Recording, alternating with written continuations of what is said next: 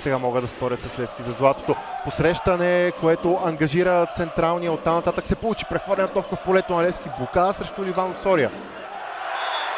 Не най-чистото разиграване от към отигравания, но точката отива за Левски 8-7.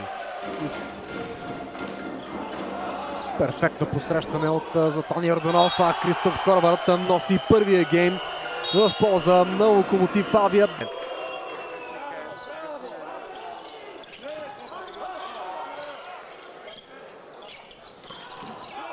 Мартин Иванов, прекрасна защита.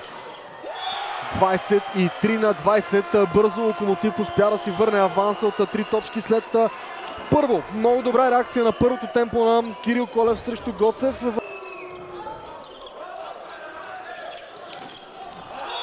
Скримов, къде е топката? Съдийски видеочек. Добре, дай да я видя.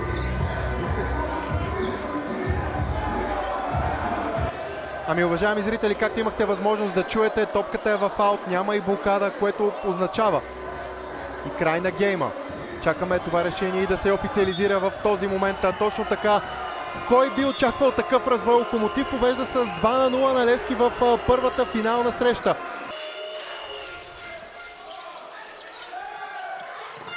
И отново атака на Гърков и това е момента, в който приключва третата част. 25-17 за Левски, сините намаляват своето изоставане.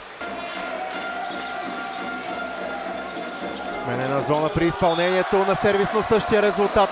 Локомотив греши в атака. 25-18 за Левски, уважаеми зрители.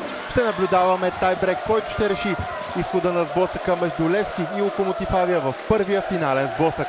Блокадата на Стоил Палев.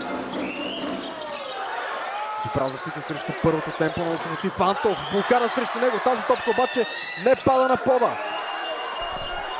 Фрибол. Мартин Иванов успешно играе в защита.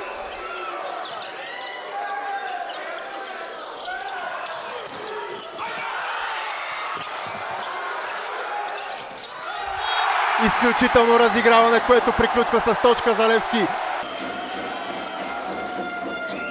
Добро посрещане на Хорват. Отлична защита.